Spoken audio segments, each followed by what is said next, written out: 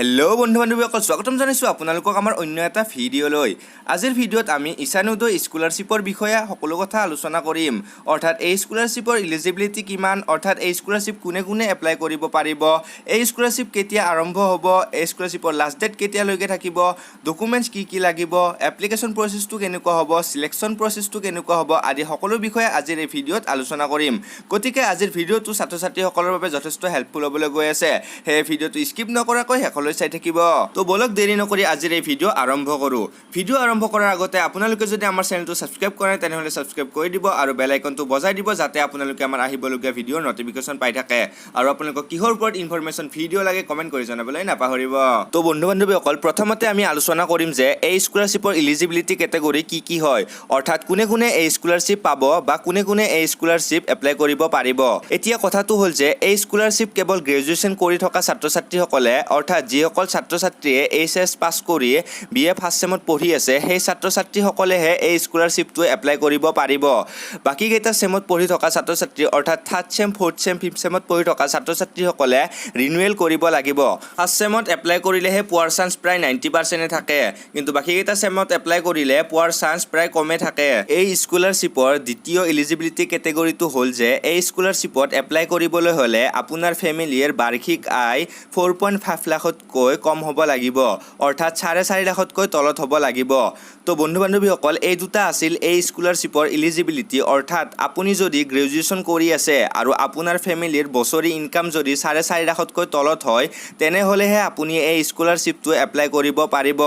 তো বন্ধু-বান্ধৱীসকল, এতিয়া আমি আলোচনা কৰিম যে এই স্কলাৰশ্বিপত এমাউণ্টটো, অৰ্থাৎ কিমান টকা দিয়া হ'ব। এই স্কলাৰশ্বিপত আপোনালোকক প্ৰত্যেক বছৰে 54,000কৈ দিয়া হ'ব, অৰ্থাৎ 3 বছৰ আপোনালোকক 54,000কৈ দিয়া হ'ব। যিহেতু আমাৰ গ্ৰেজুৱেশ্যন কোৰ্চটো 3 বছৰীয়া হয়, অৰ্থাৎ প্ৰত্যেক বছৰে 54,000কৈ 3 বছৰ দিয়া হ'ব। তো বন্ধু-বান্ধৱীসকল, এতিয়া আমি আলোচনা কৰিম যে এই স্কলাৰশ্বিপটোৰ এপ্লাই প্ৰচেছটো কেনেকুৱা হয়। তো বন্ধু-বান্ধৱীসকল, এই স্কলাৰশ্বিপটোৰ এপ্লাই প্ৰচেছটো সম্পূৰ্ণৰূপে অনলাইন মাধ্যমেৰে আবেদন কৰা হয়। আপোনাৰ নিজৰ মোবাইলেৰে হওক বা আপোনাৰ লেপটপেৰে হওক আপুনি এই স্কলাৰশ্বিপটোৰ বাবে এপ্লাই কৰিব পাৰিব। তো বন্ধু-বান্ধৱীসকল, এতিয়া আমি আলোচনা কৰিম যে এই স্কলাৰশ্বিপটোত এপ্লাই কৰিবৰ বাবে আপোনালোকক কি ডকুমেণ্টছ লাগিব, অৰ্থাৎ কি ডকুমেণ্টছ হ'লেহে আপোনালোকে এই স্কলাৰশ্বিপটোৰ বাবে এপ্লাই কৰিব পাৰিব। এই স্কলাৰশ্বিপটোত এপ্লাই কৰিবলৈ হ'লে পোনপ্ৰথমে আপোনালোকক PRC বা ডমিচিয়েল চাৰ্টিফিকেটখন থাকিব লাগিব। যদি আপোনাৰ PRC বা ডমিচিয়েল চাৰ্টিফিকেটখন আছে তেন্তে আপুনি এই স্কলাৰশ্বিপটোৰ বাবে এপ্লাই কৰিব পাৰিব। এই স্কলাৰশ্বিপটো এপ্লাই কৰোঁতে আপোনাৰ PRC বা ডমিচিয়েল চাৰ্টিফিকেটখন আপলোড কৰিব লাগিব। দ্বিতীয়তে, এই স্কলাৰশ্বিপটোত এপ্লাই কৰিবলৈ হ'লে আপুনি এখন এফিডেভিট বনাব লাগিব।